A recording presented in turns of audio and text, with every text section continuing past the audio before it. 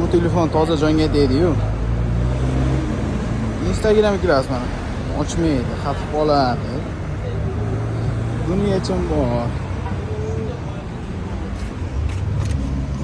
Ustaka bormisiz? Assalomu alaykum. Alaykum assalom.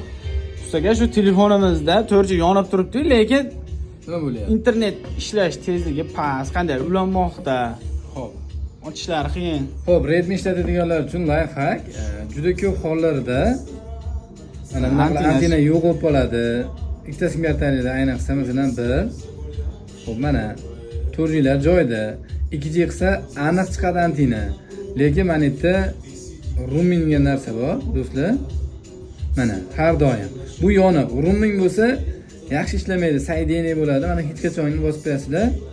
Shu tariqa xudo xolasa ishlayveradi.